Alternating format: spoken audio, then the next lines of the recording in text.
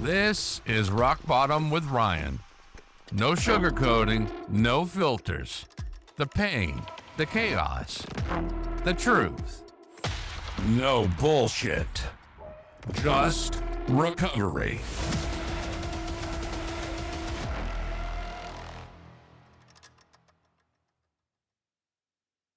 Today's guest is Andrew, a man who knows what it's like to fall hard and fight even harder to rise back up. After battling alcohol and opioid addiction, getting arrested at just age 19, and hitting his breaking point, Andrew got sober at age 24. Now he's thriving in recovery, owns a successful video production company, and is living proof that it's never too late to rewrite your story. Let's get into it. My name is Andrew. I am 38 years old, residing now in South Florida, in Palm Beach County, but originally from Toms River, New Jersey, which is right outside of the seaside area where they filmed all the MTV shows like Jersey Shore and all those shows. I always reference that because when you say Toms River, not many people might know where that is, but like 90% of people know where Seaside Heights is. So yeah, man, that's where I'm from. I was a big fan of Pauly D back in the day, so. Dude, he's doing great things. Some of them did well for themselves. Yeah, no, Pauly D, I know he makes pretty lucrative appearances in Vegas still and all that. I saw him in Atlantic City after my wedding, actually. It was really good. Awesome. That's really cool. How long have you been sober and all that? Sure, yeah. I moved to Florida in 2011 to embark on my journey of recovery. And I fell down about 90 days into that journey, but was able to dust myself off and get it back together again quickly without going off the rails that time. But yeah, so April 2011, I've been clean ever since then. So yeah, this year I celebrated 14 years. Wow, 14 years. Congratulations. That's Man, incredible. thank you. Yeah, one day at a time, one step at a time, one meeting at a time. It just stacks up. Awesome. Could you give a little background of sort of how your addiction to started? Was it to alcohol or drugs or both? Or Sure, yeah, man. How much time do we have? I mean, I could a lot. Yeah. I could talk about this forever because, I'm passionate about it. I'm excited about it. Anytime I get the chance to speak about it, I do, because recovery has changed my life. And it's given me a life that I literally never thought was possible. So, I went to college at a young age. I was 17 when I started college, went right from my senior year in high school, graduated, and had to do a summer semester in my college in Pennsylvania because my grades weren't great. So I, leaving home for me was kind of that, like, because you experiment in high school, kids are just kids, we'll drink. We smoked weed on the country club when we were riding our bikes around, like we experimented. But all throughout high school, I was a musician. I played drums, and I was an athlete. I was on the swim team, and I was also a lifeguard throughout those summer years while I was on the swim team. So always active, always outside, experimented a little bit, but never went crazy. When I went to college and I was on my own, there was a few different situations that I feel like contributed to that. I was not very excited about being where I was, and almost had a little bit of a resentment against my family for kind of shoving me out the door to do that, because I wanted to take a different path. Granted, being that at that age, I didn't know what I wanted to do with my life. I had no major in school. I had no direction. I didn't know what excited me. I just didn't know who I was and what I wanted to do with myself. So going into college with that mentality was not good for me, educationally and also socially, and with drugs and alcohol. So with the resentment and like not knowing who I was and what I wanted to do, I just experimented with every single drug you could possibly imagine. Obviously it starts with, alcohol and smoking weed, but then we get introduced into cocaine in the bathroom at a party, and then there's ecstasy, and then there's mushrooms, and then there's LSD, all these things floating around. And I just was like, yeah, I'll try it all. you know? And me being the good entrepreneur that I was at that point in time, didn't want to get a job, so I thought that selling drugs would be a better way to support my lifestyle and my financial needs through college. So that's what I did. And I lasted about 2 years with the experimentation, just scraping by with grades and barely showing up to class. And I was intoxicated one night and ended up selling drugs to an undercover police officer who was with a friend of mine. And yeah, ended up in the county, and I was there for 30 days. And once I got out of the county, they were like, you can't come back to school. You have to go home. Obviously, my parents took me back at that point in time. And, I got sentenced to 22 months of probation. And during those 22 months, well, first when I got back home from school, I thought my life was over. I was 19 years old at that time, 19, and I thought my life was over. Think about that now is absolutely crazy. Like my life hadn't even started, and I thought it was over because I lost my friends in college. I was in a band, I lost the band, I lost the girlfriend, I lost the money and the drugs. I thought I had lost it all. And at that point in time, I was working, in a pizzeria. That's all I knew how to do. And I found opiates. And once I used, I think I started off with, Roxy's or Percocet 10s or whatever it was. And once I took that drug, it literally made all the feelings of not knowing who I was, feeling like I had lost everything in my life, just the feelings of inadequacy and not fitting in, all that just melted away. And from that point until I moved to Florida, which was about a 5 year stretch, it was just a battle of using to live and living to use, and the disease progressing, the drug use getting worse, going in and out of multiple treatment centers, um, getting sober and clean, and then wanting to try to drink successfully, and thinking alcohol wasn't a drug, and going into transitional living and going on the methadone clinic for 2 years and thinking that was the solution, and Suboxone and all this other stuff.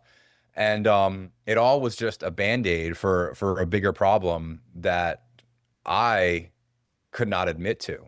It took somebody Wow. else to say, Andrew, like you have a problem and you need to like really go get help, like for real. Can you No, go that's okay. into into detail kind of in that moment, like that last 24 hours of kind of how that happened, how somebody approached you and where you're like, oh man, I Yeah, I'll really never need some. forget that moment, because my mom and my stepdad, I lived with them at the time, and my mom, my stepdad, and my dad are all in recovery, all in the fellowship, and I grew up in the rooms, so they sat me down at a table and were like, Andrew, like they said it like this, like you're an alcoholic, and I'm like, no, I'm not, like I don't even like drinking, um, because I was really heavy into the drugs at that point. And they're like, well, maybe it's not drinking, but like you have the disease of addiction, and I'm like, okay, and I didn't think anything of it. I just thought I was a kid having fun. So that little conversation right there kind of was like the jump off point for like the real battle starting. Wow. Can you remember any like specific situations that you're in the midst of your addiction that stand out looking back now, or you're still sort of like, wow, what was I thinking? I'm so glad not to be in that position anymore. Yeah, there's a lot, man. So I stole from everyone. I stole from my boss, I stole from my family. Um, and to look back at that and to just be like, man, what was I doing? And I wasn't intentionally like stealing from them to to hurt them, but I was just in pain and I just wanted to not feel what I was feeling. So that's one, stealing from everybody. Yeah. There were car accidents, there were overdoses, or near death experiences. Dude, the list goes on and on. Can you describe a couple of times where a little more detail about the arrests and hospital visits? Because those are two things that seem to be repetitive in my story. Were just hospital visits, jail, and it was like, this is rock bottom. I'm going to change, but then I would just, come back even worse. So, Yeah, yeah. It takes, you talk about rock bottom, and I love the name of your show. thank you. it really, it's different for everyone. I'll say that. And once you get there, you'll know because you'll be physically, emotionally, and spiritually beat down to the point of willing to do anything else than what you're doing at the current moment in time. Yeah, exactly. But I'll give you one specific scenario. This was Christmas Eve 2010 before I left for treatment the last time. I was living at one of my, I'll call it acquaintance because, friends are just like, maybe he was a friend. I don't know. He was an older dude and he was also an addict. He owned a mechanic shop and was never married, never had any kids because of his addiction. He always opened his home to me. So I was living there, paying, a couple $100 a month to live in a spare bedroom. And we were all using one night. And I took one too many, one bag too many, and I fell out. And luckily his girlfriend was there and she was like, "Holy shit, like we got to get him to the hospital." And I don't remember this too much, right? Because I was in and out of consciousness. But they took me out of the house and they were carrying me out to put me into the car to bring me to the hospital, which was only like a mile down the road. And they actually dropped me in the snow. And I think that them dropping me in the snow is one of the only reasons why I'm alive today. Because I was wearing, this is really weird. I was wearing like chill pants, like pajama pants with like no underwear, and they just got wet right away. And I think the cold, like on my body, my underneath my undercarriage, like it literally like woke me up, And then they were able to get me to the hospital. They gave me Narcan, and I'll never forget that either because coming out of that, you're just like, coming when you get the Narcan when you're in an overdose, it's like it's a wild feeling. Like everything is just like, wow.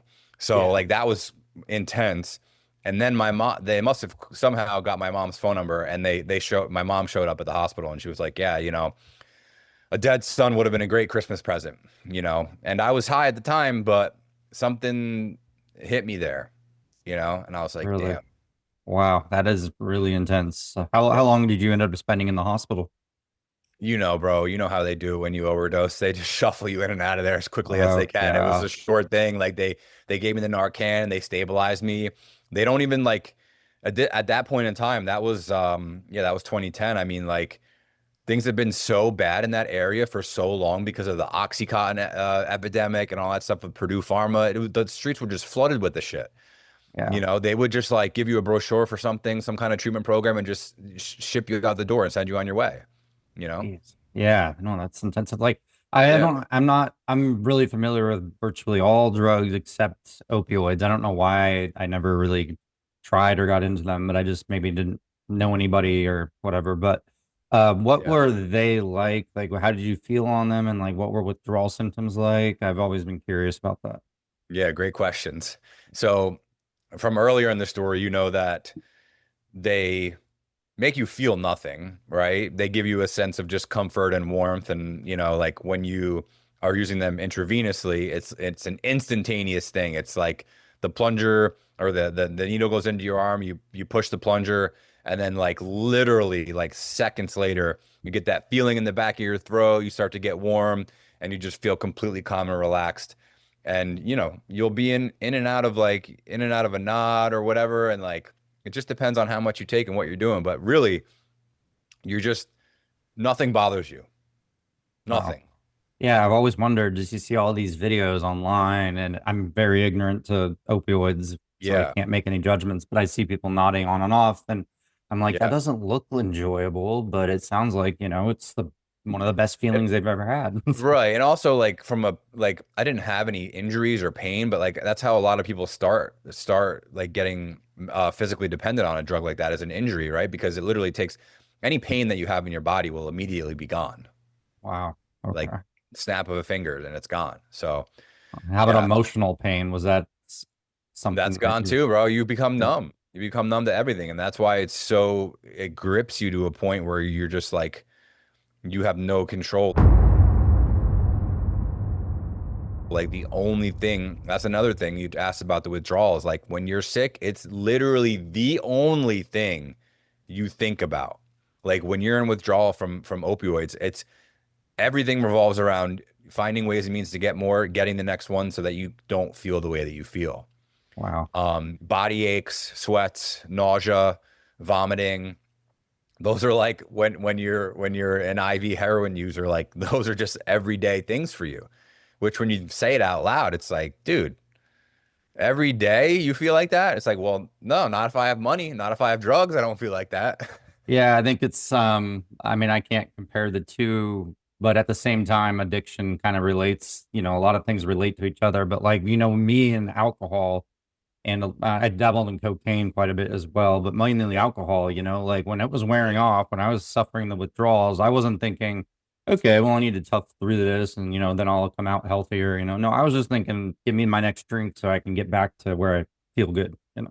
Yeah, dude. And like I loved drinking. It wasn't like an everyday thing for me, but the way that I drank, give you a good example, like at the bar, in the summer, definitely high, but then drinking too. Like I'm not the one to go out socially and have 3 beers with my friends. I'm the one getting carried out by security at 2 a.m. That's how I drank, and that's how I used, and that's how I did everything. Yeah. Can you describe like a 24-hour period when you were addicted to opioids in comparison to 24-hour period when it was mainly about alcohol? I never had a point where it was just about alcohol. Okay. So, I was so how about never, with yeah, opioids then? I'm curious of like what a 24-hour period kind of looks yeah, like from waking up in the morning to the yeah. next day. Yeah. So when you wake up, you're sick. Yeah. Like you wake up sick. So if you're lucky enough to have enough money and enough drugs the night before, then you'll be able to sleep okay and you'll wake up and you'll likely be sick. You may or may not. Maybe you have like an hour or two window before you have to get some money to get drugs.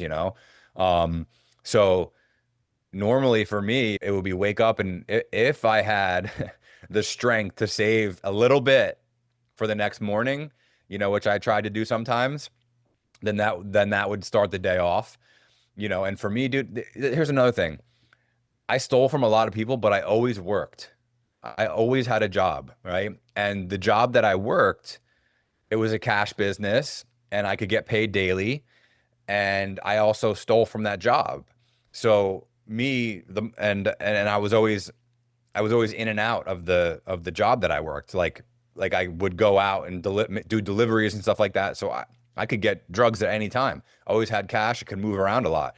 So like wake up, either get high or go to work and wait till I had enough money in my pocket, 20, 30, $40 to get a couple bags to get right. That would get me through the day.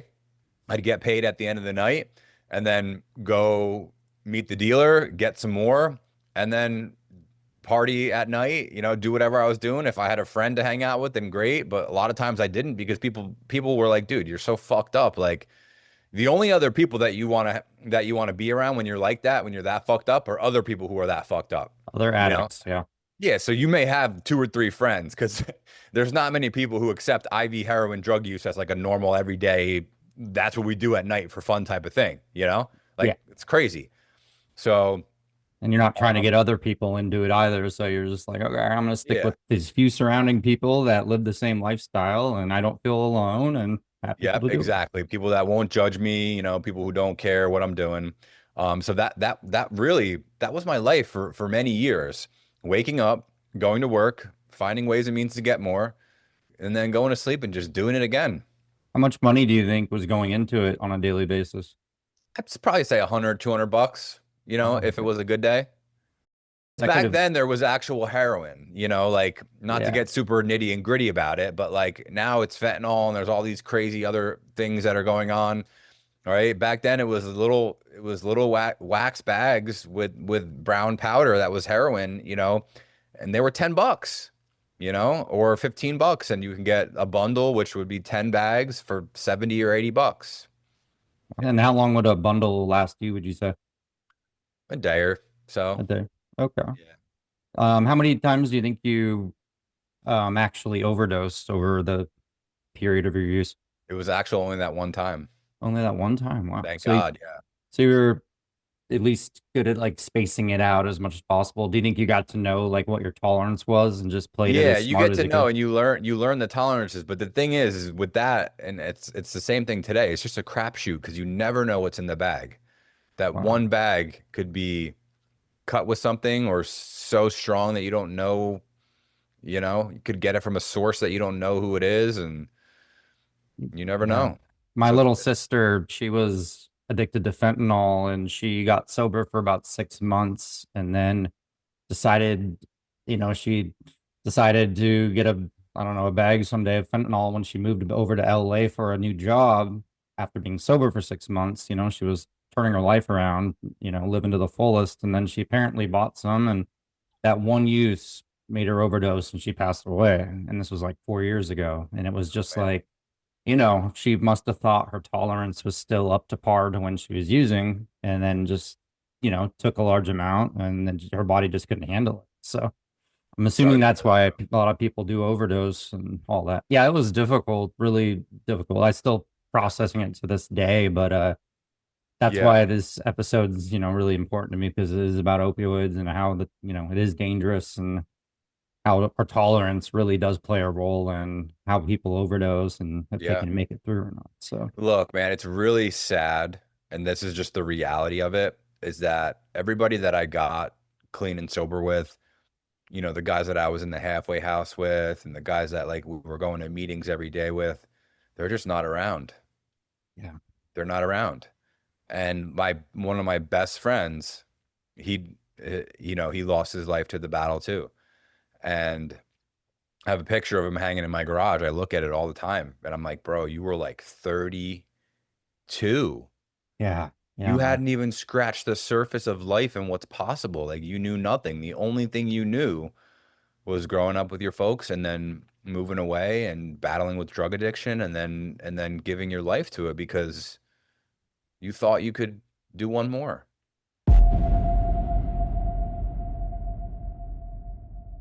Yeah. Well, my sister, 27, I was, looking forward to being in her wedding and looking forward to watching Yeah. her have kids and being an uncle. And it was just kind of like, wow, all of a sudden you had so much life to live. And it was a tough deal for sure.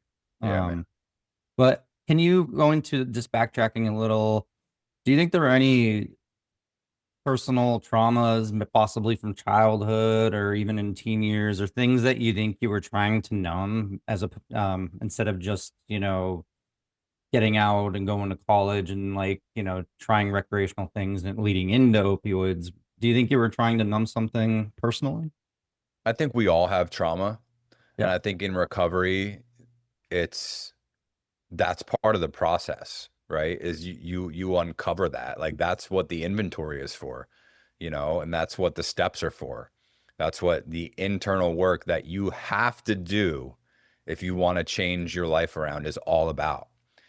And there are a few things that I went through that were traumatic, um, but I don't think that they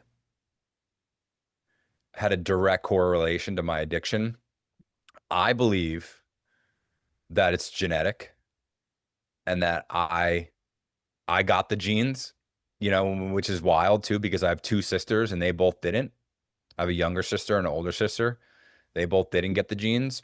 Um, I think that I did, and some people would disagree with that. And whatever. You can think how you want to think about that. You can think it's bad decisions, or you can think it's genetic, you know. But that's my belief. But like my parents split up when I was young, third grade maybe, and at that point in time, that was like the early 90s, when like divorce is just like a regular thing, right? yeah, But back then it was different. It was different, right? Because we grew up in a house and we had a beautiful home in a beautiful neighborhood, and then all of a sudden we had two homes in two different neighborhoods. And we had two Thanksgivings and two Christmases. And then we had two sets of parents. And we had step yeah, parents and we had this guy, like you're not my dad. Why are you telling me what to do? And all this stuff. So that was traumatic, but like getting pulled into the guidance counselor's office in third grade, like for what, you know? yeah, So like I don't think that was one of the reasons why I did what I did. I believe more genetic, but like yeah, we had those traumas. Like being bullied in middle school, right? Like things like that. Like yeah, when you do the inventory, you look at all this stuff and you see how it affected you.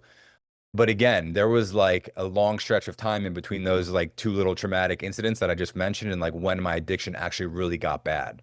Oh, okay. Yeah, my parents divorced in 94 when I was 7. Yeah, so probably about the And same time yeah, frame. about the same time. And I just remember, yeah, it was complicated. They both immediately got into new relationships. So all of a sudden I have step parents and Yeah. I got two different houses, two different sets of holidays, multiple birthdays. And it was just like flying back and forth from Washington to Idaho every 2 weeks to see my dad less than I was used to, and it was just, Yeah.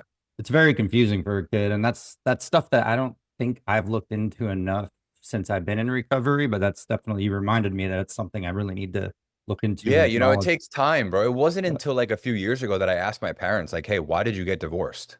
Like, I wanted to know the reason yeah. because And I'm married with children. I don't yeah, want to make the same mistakes, you know? exactly. Not saying that they made mistakes, but like they told me the story of what happened and like I needed to hear that.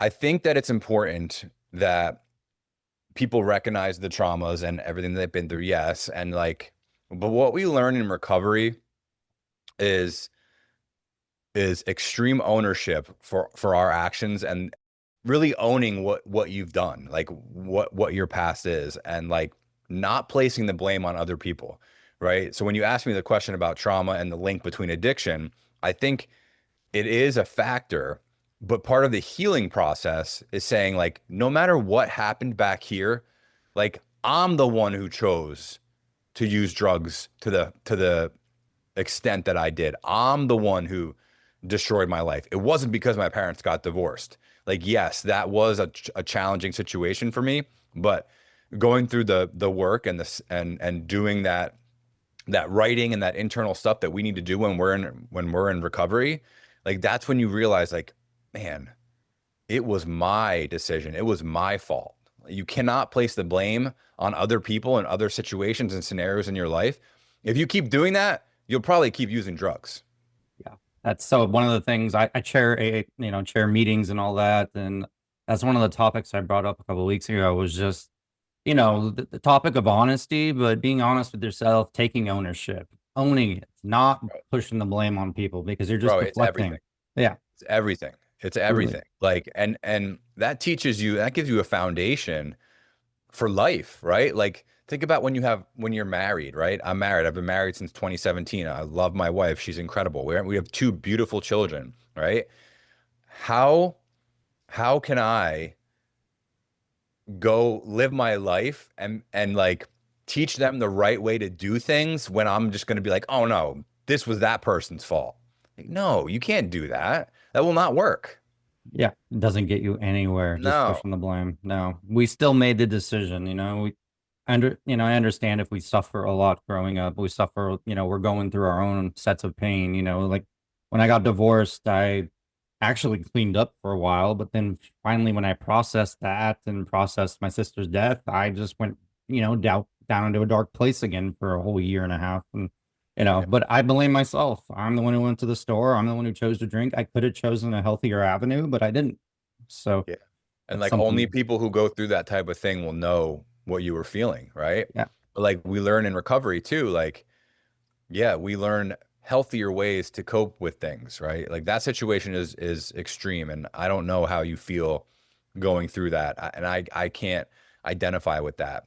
But what I can identify with is going through a challenge or a dark point in your life and saying, there's two roads here, right? There's two ways to go. I'll do it the old way and I'm going to drink and use drugs and I'm going to numb this down. Or, hey, I'm going to call someone. I'm going to talk about this. I'm going to process it. I'm going to work through it and not be selfish. Yeah, exactly. That's very well put. It sounds like you learned a lot in recovery, and it seems like it's like transformed your life. What are some of the most important things that you have learned? And also go into kind of like what kind of person you were during your addiction and how it, you know, switched over to who you are now. You know, I don't think there was a big switch. You Really? know, I was always a hard worker. I tried to be as honest as I could. I tried to like I was fun to be around, until it got really bad at the end. I was just really sick, man. I was really sick, you know, and getting off the drugs and, getting into recovery and like doing that work on myself and getting involved with, the 12-step fellowship and like meetings and all this incredible things that you have the ability to do when you go through that process.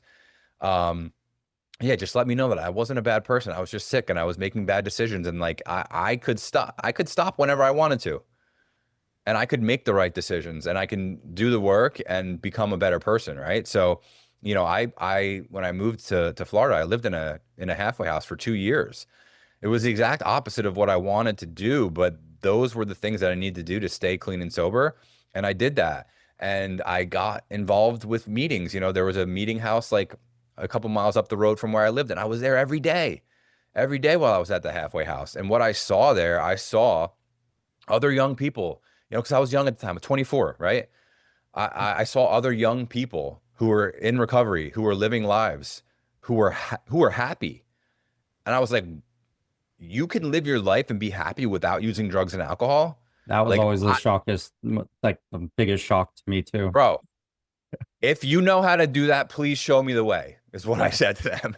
Yeah. And then now you find We would out when go, you're now yeah, you we would find out go to when the you're meeting, sober. right? And then Exactly. and then after the meeting, we'd go out to dinner, and they'd be like, "You want to go to dinner?" I'd be like, "No, I don't have any money." They'd be like, "We got you covered, no worries." Yeah. And then after we ate dinner, we'd go to their apartment. I'd be like, "You want to come with us? You can ride with us." I said, "You have a car? You have insurance on your car? Wait a second, you have your own apartment and a job, and you're happy, and you don't use drugs. Yeah. Are you fucking with me, or Yeah. are you?" It's baffling. I know. I was like, That's how what I are saw, yeah. right? And the beautiful thing about that process and the fellowship and how it all works is that like I a switch was flipped. I was like, if they are doing it, I can do it too. I can be happy. I can have a different style of life if I want, if I choose, and if I do the work.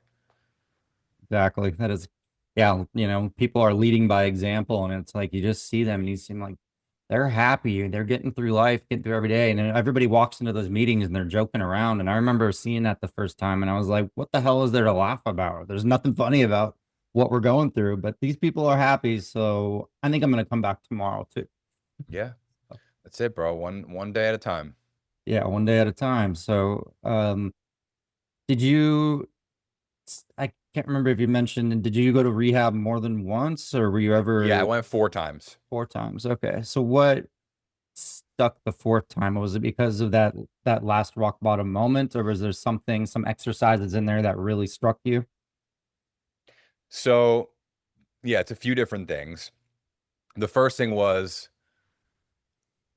I had no choice, which I think is important, and people need to know that. And maybe if there's a parent listening to this and has someone who's struggling with addiction, like you have to make it difficult for your loved one sometimes, and that's uncomfortable, but it's what's needed. My parents, I had been homeless. I had lived at other places. I told you that, right? I was so broken down that like I didn't want to put up the fight of being homeless and trying to live somewhere and pay rent. And they were like, you can't live here anymore, you know? So I had to go to treatment, right? I went to treatment, and, there was a moment where I was outside and it was like, it was early in the morning. I was smoking the first cigarette of the day, and I was like watching the sun come up, and, I was in a nice area. There was snow on the ground. It was just visually beautiful, right? And I just felt something at that moment. Maybe it was God, maybe it was connection. And I felt a sense of like calmness, and that I was safe, and I had somewhere to go, and I had a bed, and I had a roof and 3 meals, and that people cared about me enough to send me here, right? And at that point I was like, you know what? And also the overdose, right? That plays a huge part in it. Like Of I was course. scared to die. I was Yeah. scared to die. I wanted to live, right? And so when I was there and I was outside, I was smoking that cigarette and I was watching the sunrise, and I said, you know what? I'm gonna give myself a year.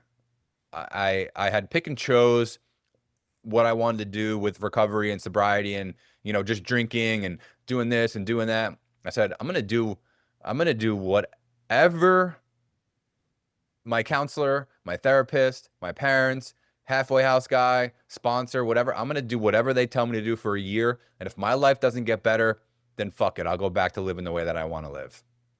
That's a good way to put it. Yeah. Are you one of those people that once you kind of make a decision on something, you stick to that goal, that way of living? Bro, I am like that to this day. That's good. That's good. Yeah. Sounds like you had the right attitude going into it. So it's Yeah, really because it was like, dude, okay, 24, you think that like you're in rehab, right? So you're like, the fuck else do I have to lose, right? I had nowhere to go, all right? I had no money, no place to live. I just had the two suitcases of clothes that I had there. And I'm like, all right, this way of living that I have lived for the past 5 years had only brought me pain, yeah. pain, heartache, loss, depression, near death experiences. So why not give something else a try? Have you, it sounds like just the fact that you thought, when you got in trouble at age 19, you thought your life was over. And then all of a sudden you're age 24 and it sounds like you're like, I need to turn this around. Yeah. So do you hold yourself to very high standards? It sounds like, because it I sounds like, because that's really young to want to get sober. And I admire that. And I'm sure a lot of people wish they could have done that at 24. So, shit, I wish I did it at 18, yeah, but I wasn't ready.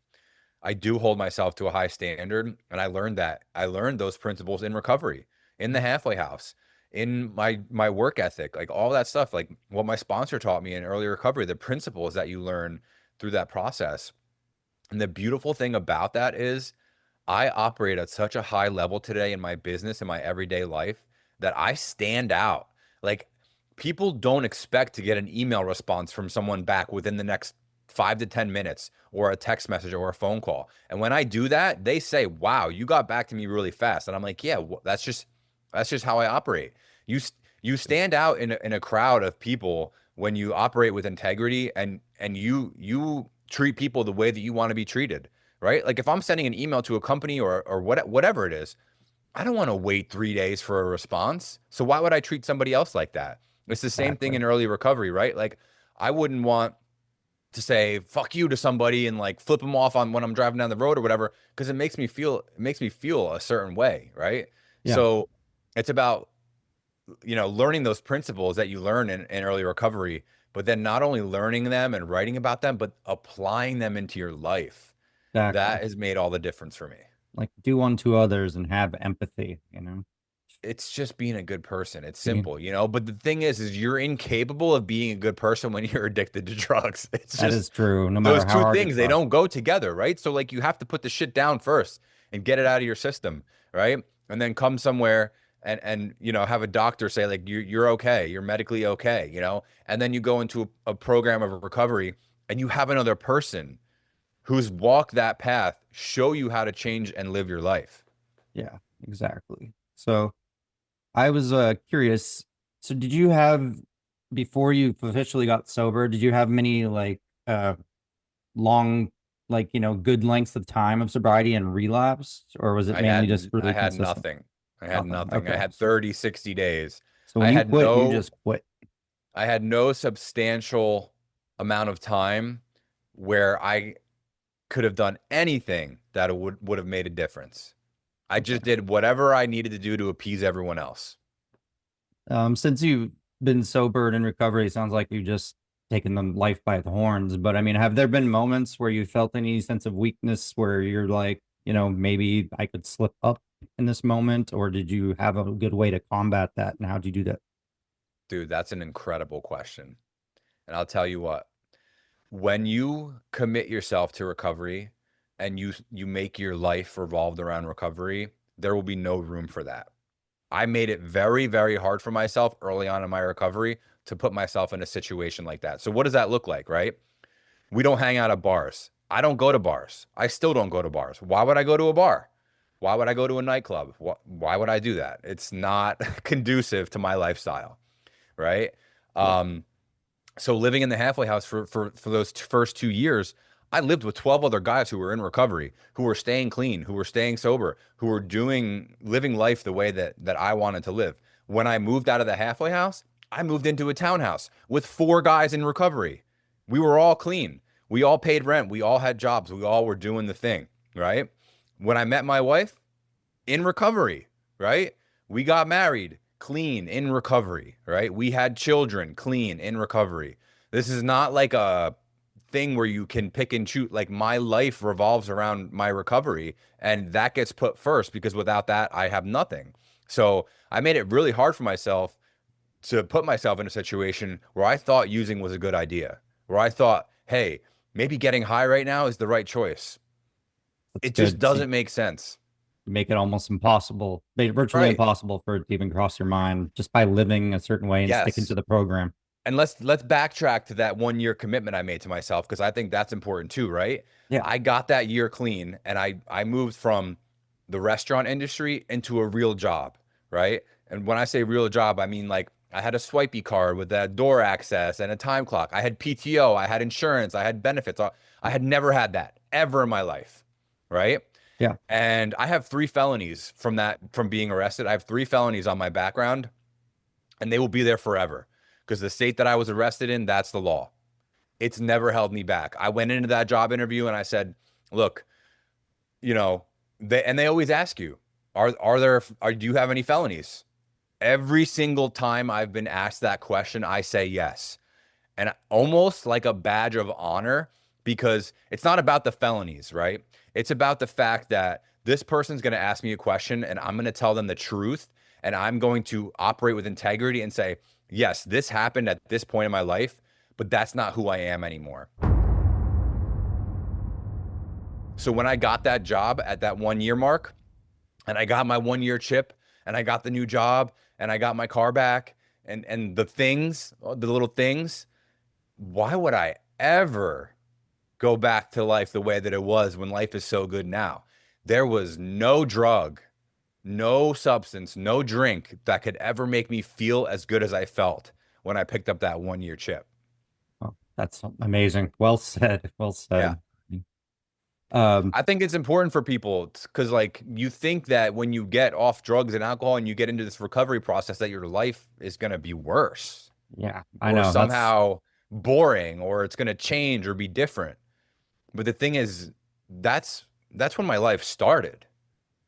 My life same. actually started to take place and to form, and I figured out who I was as a person and what I wanted to do with this short, short time that we have on this earth.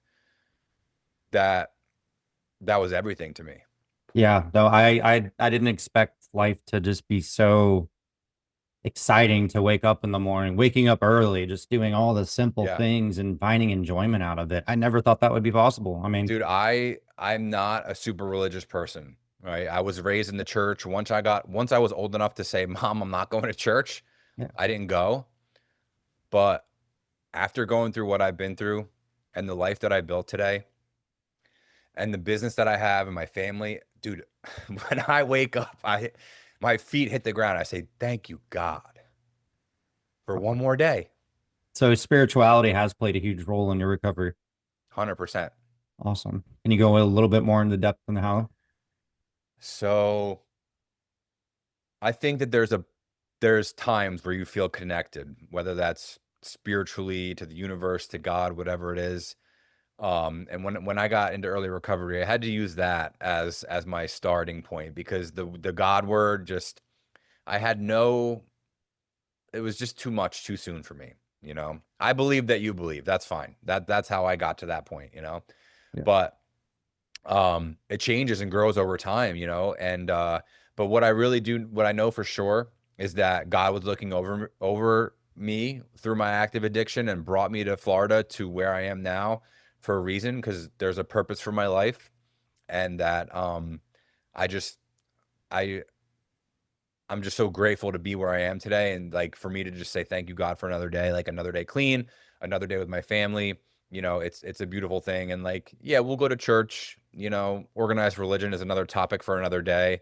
But you know, sometimes I'll just sit on the beach, right? Look at the ocean, feel the sun on my face, Mhm. the toes in the sand, hear the waves crashing and just be like, man, that's God.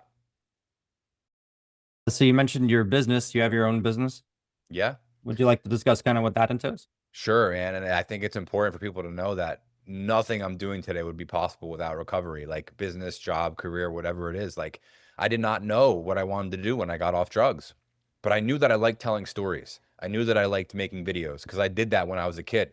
But my addiction separated me from everything that I thought, everything that I loved, my addiction separated me from. But when I moved back down here in 2015, and I'll never forget this, my best friend, he's still my best friend to this day. I was just talking to him before I got on the podcast, gifted me a camera. This was 2015.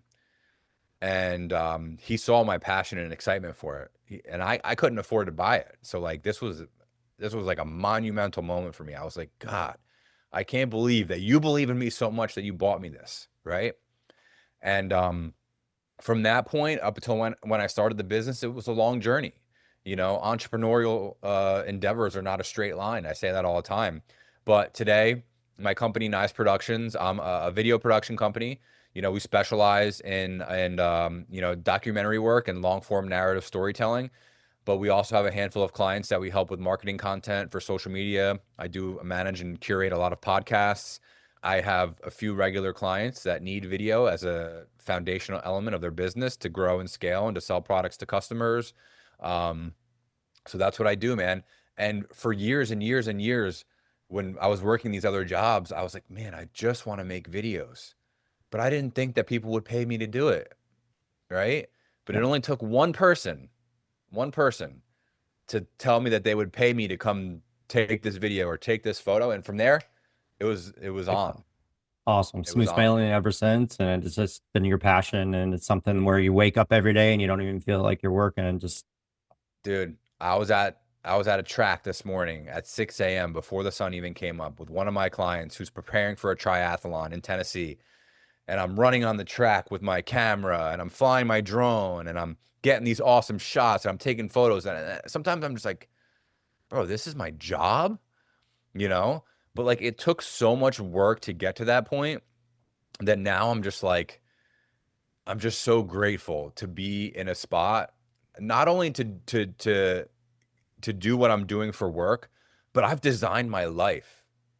I live my life now the way that I want to live it, right? I don't go to and I'm not saying this is bad, right? I don't go to an office, I don't clock in at 9 and leave at 5, right? I wake up and I have coffee and I wake up with my kids and I watch TV with them. I take them to school, right? We spend time in the morning together. And the first thing I do after that, I'm going to the right because the best investment that I make every day is the investment in myself and my health, right? And that's how I can treat my clients with such integrity, honesty, you know, decisiveness, quick thinking, being a top performer. That's because I put my health first, right? For all those years in my early 20s, I didn't give a shit about my body, the way that I looked, what I put in it. Now it's the first thing I do every day is invest in my body and my health, right? And then I can do whatever I want throughout the rest of the day, right? I can be selective on the clients I want to work with. I can go sit in the sauna for 20 minutes if I want to do that, or I can go for a run or, you know, whatever it is. So I love the fact that I am passionate and excited about what I'm doing, but designing your life, because again, this goes back to life being so short. If you feel like you're wasting time with your life and your job and your career and whatever that looks like for you, then you have to take the steps necessary to fix that because we are only guaranteed, we're not guaranteed anything, but we only have a short period of time on this earth. what advice would you give to listeners right now? You know, whether they're in recovery, they're not in recovery yet, but they're considering it and trying to, win that battle with addiction. What advice would you give based on what you've experienced? That's a great question, bro. And I've done a lot of video work in this space, in the addiction and mental health space, because I understand it and I have that edge. And I ask the same question at a lot of my interviews. If you're on the fence about getting help, or if someone's watching this and they're on the fence about getting help, what would you tell them? It's such a good question, right?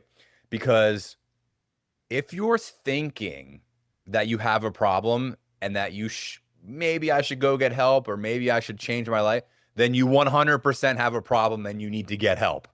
If there isn't any inkling in your mind that you think you have a problem or you think you need to get help, then please, for the love of God and your family and the people who love and care about you, go get the help. You think that your life cannot get worse with where you're at, I guarantee you it can get worse. It can get worse really fast, but you can make it so much better just as fast. Good. And life for you right now is good, and you're able to get through every day with, motivated, happy, and all that. And even when, you have obstacles come your way, you're able to overcome those and take them in stride. I mean, it sounds like you're doing really well.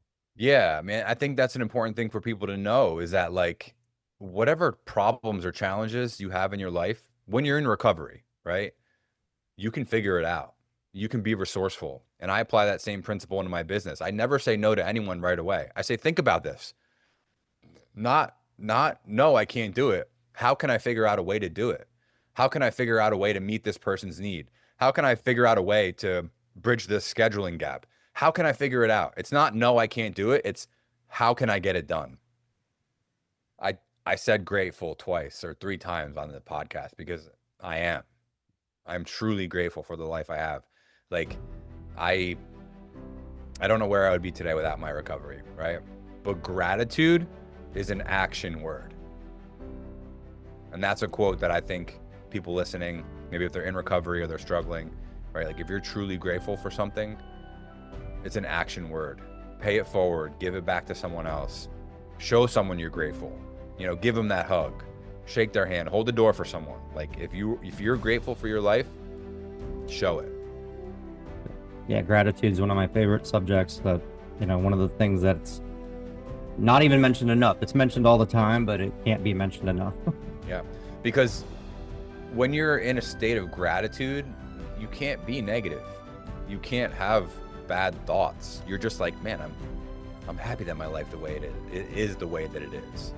Like when you're thinking, that's another thing. Is like the mind, it plays tricks on you. So if you're saying to yourself, man, I'm happy with the way my life is. I'm grateful that I have my health, that I have my family, that I have my recovery, like how can I be down on myself when I'm saying that out loud? Just doesn't make sense. Exactly, because I think you covered so many bases, and I think your story is awesome, especially your personality is so motivating, the way your delivery and everything. I'm just excited about my life, bro. Like, and look, it wasn't always like that. Like, Yeah. if you were talking to me back in 2010, you'd be talking to a shell of a person here, And I'm excited about my life today. And I just want people to know that you can feel the way that I feel. You can have the excitement, and you can have anything you want in your life. You just have to put in the work. It's always worth it. Rock Bottom with Ryan. No bullshit, just recovery.